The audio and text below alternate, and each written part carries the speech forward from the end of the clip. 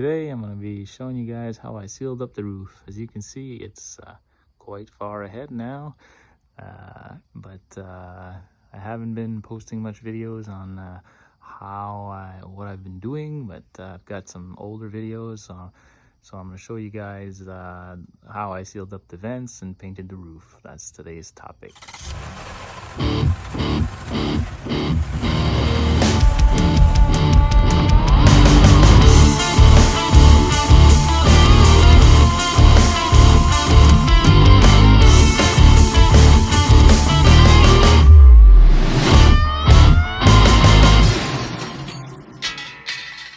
All right, here we are back in the Monster Garage. That's what my friends like to call my shop.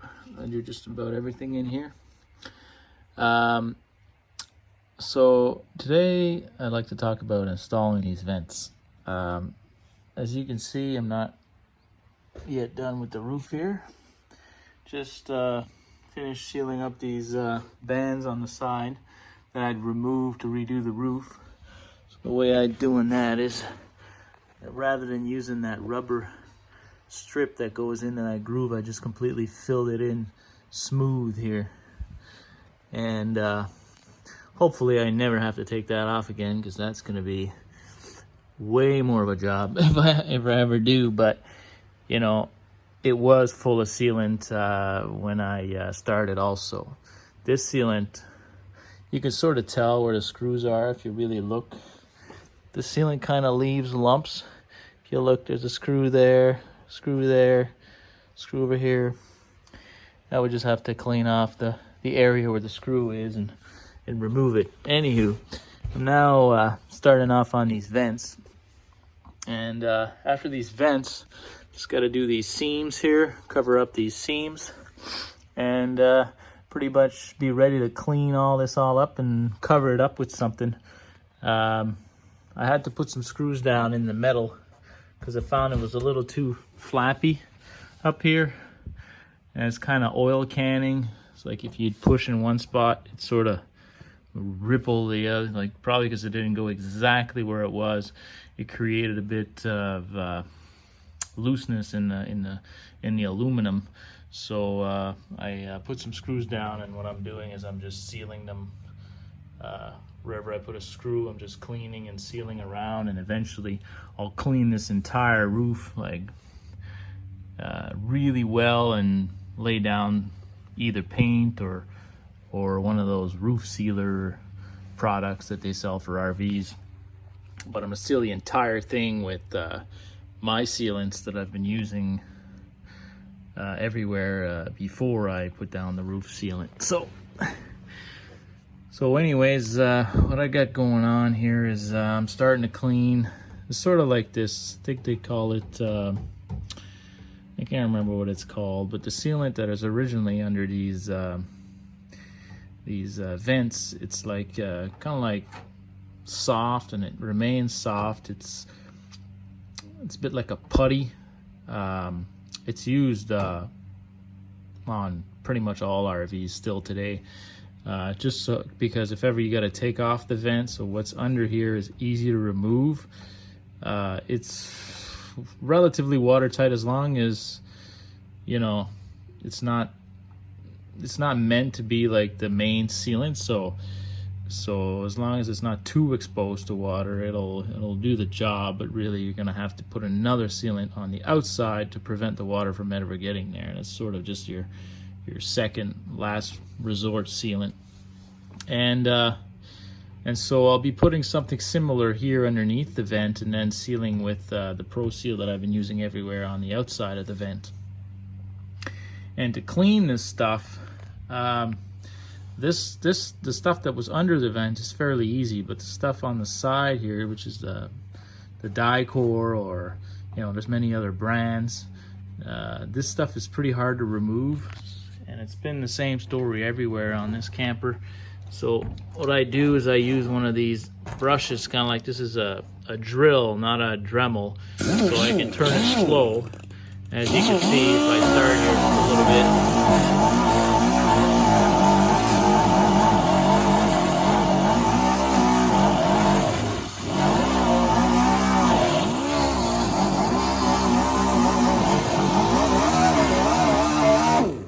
can see, it's not easy to remove. It sort of just spreads it. So what you got to do is sort of remove as much as you can. If you can get it so it's down to, so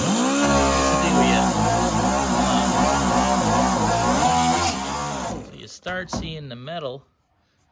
If you get it down to about that much, I'm not applying a lot of pressure here, then you grab a rag and some lacquer thinner and you rub it down and it comes right off. See that? So now we got bare metal here. And this is what I'm going to be doing pretty much the whole way around here until I get back to a bare metal surface. And then I'll be putting in my vent, and I'll show you that in a bit. All right, here we are again after a lot of scraping and scrubbing and cursing, and you know the drill when you're doing this kind of job. So as you can see, I'm back down to bare metal. I decided to clean a little further down just because I got to paint all this later on anyway, so I'd rather just do a good job, you know. Like, this metal is fairly thick, so you're not really worried about like scraping through, but this little metal, this thin stuff, it's so thin and it's like rough, so you don't want to scrub too hard and blow right through with your brush, especially when you're using like air powered stuff. It doesn't take much. So I've got my vent here that I recently repaired, as I've mentioned in another video. I'll kind of show you that again. This is my Genius repair. As you can see, I've got like a 90-degree going like, I'd have to open it so you can see, but let me just open this up here to give you a better look. All right, so as you can see, this piece right here is a 90, so like it's the same as this one. And then, or sorry, it's just the lip just goes up to here, so it's a 90 there, like that. And then this piece is straight, comes through to the bottom. So this here and here is the same piece. So you got the 90 here riveted on to just a straight piece, and that is how that's put together.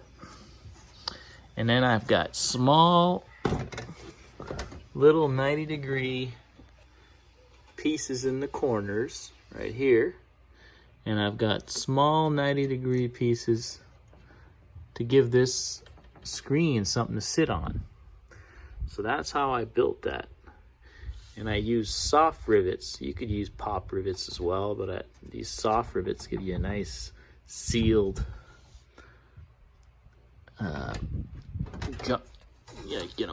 it fastens it and it seals it at the same time.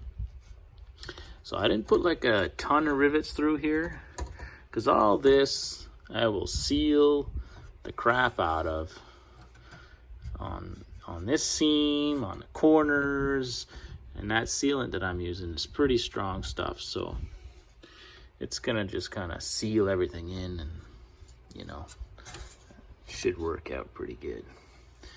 Now I'm gonna clean this one before I put it on, and it's gonna remove all this ink here with the lacquer thinner, and it's gonna sit on the camper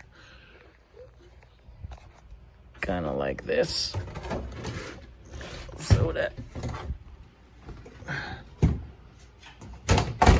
I can use this as a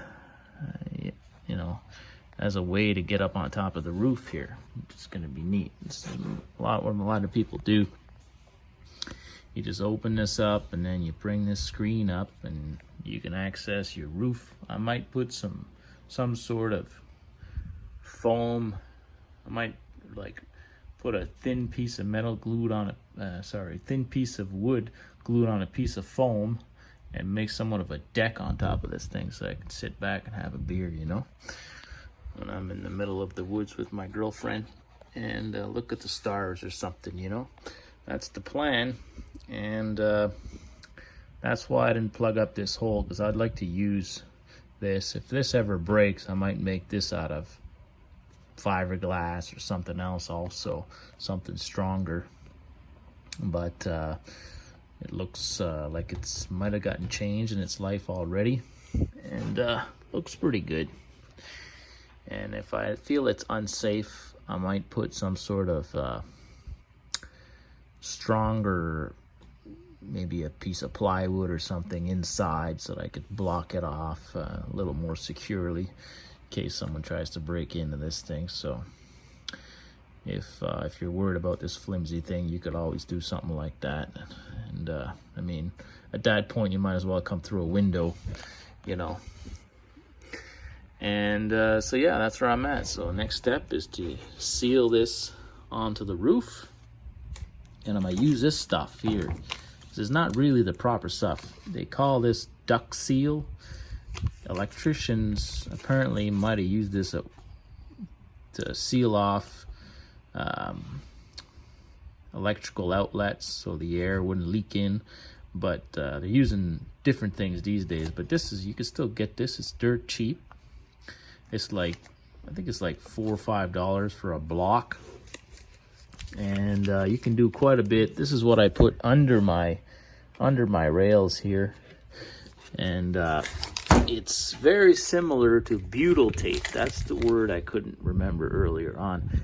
Butyl tape is a very similar kind of putty type material, and the only place to use that on RVs is under vents and under moldings. Like, it's not meant to be used as a primary seal. Like, once this is all comes down, it'll squish out, and only what you need is going to remain in there, and it's just going to provide like a joint. And then I'm going to clean it all off and then lap seal over it with proper durable sealant. Because this stuff, it remains soft forever.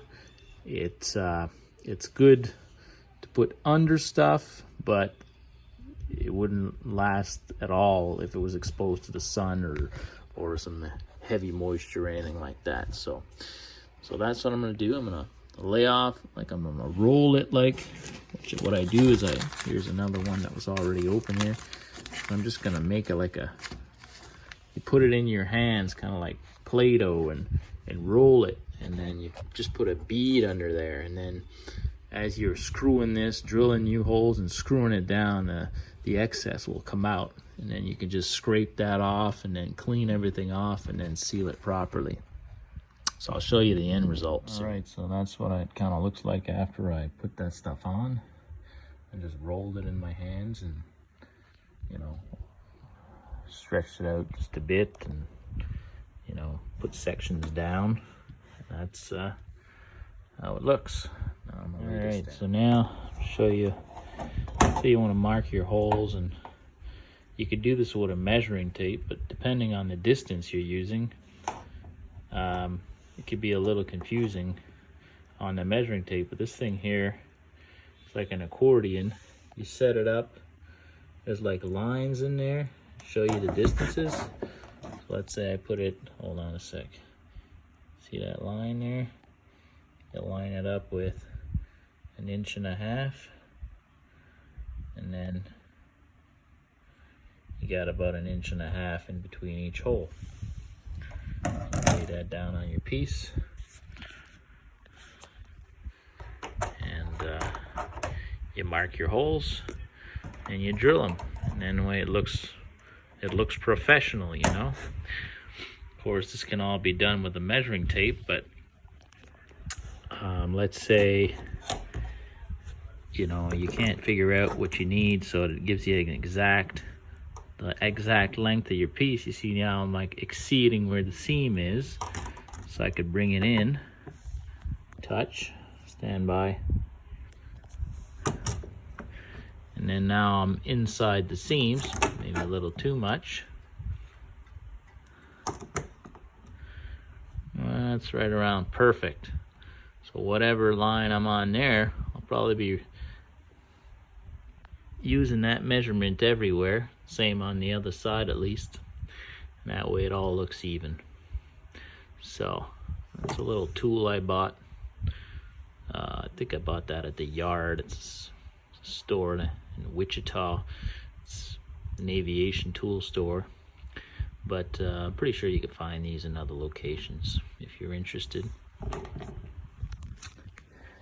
And so yeah, we'll mark all this down, drill it all up, but I'll show you the result. All right, here we are after screwing everything down, drilling and screwing. As you can see, all the screws are sort of equal distance, and the glue are kind of like similar to butyl tape. Just kind of came out of the side, so what I'm going to do is just trim this kind of like that. Just take the excess off and then give that one last cleaning.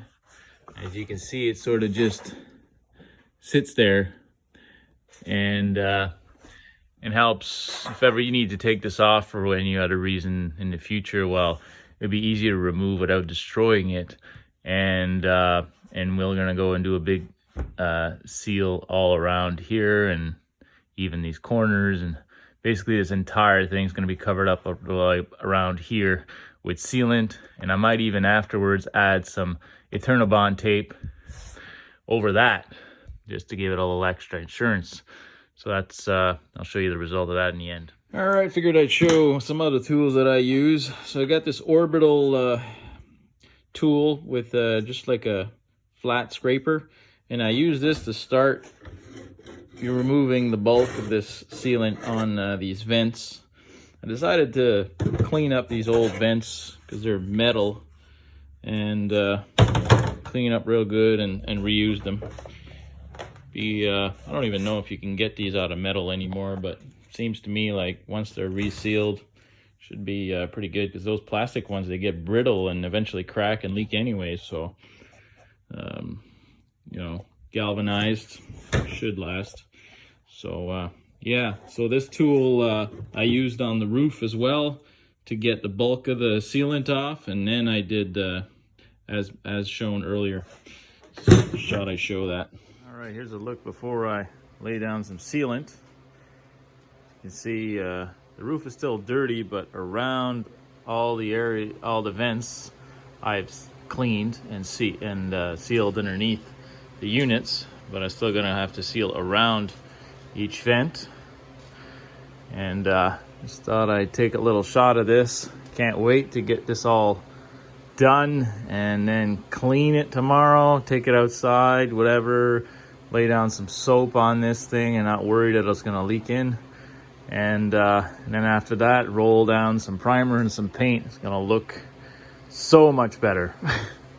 And then we're gonna get to the sides afterwards. So stay tuned. I thought I'd show you guys a product that I'm using here to clean the mildew that's built up on the top. You'd think that something like, sometimes you think something strong like lacquer thinner will just peel that off, but no, since it's sort of a mildew, is really hard to remove, and you need a cleaner that's really formulated to clean that.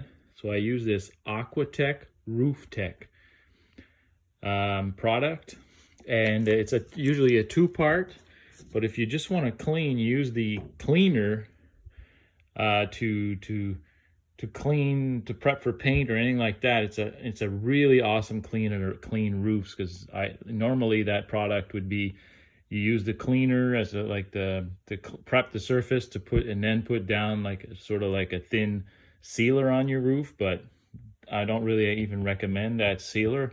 But the cleaner is really awesome, and you can buy just that.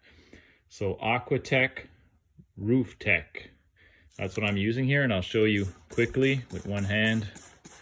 So I'm just spraying this, and you can see right away it darkens. It's already starting to work away here. And I scrub it one of these, I guess they call them scoring pads.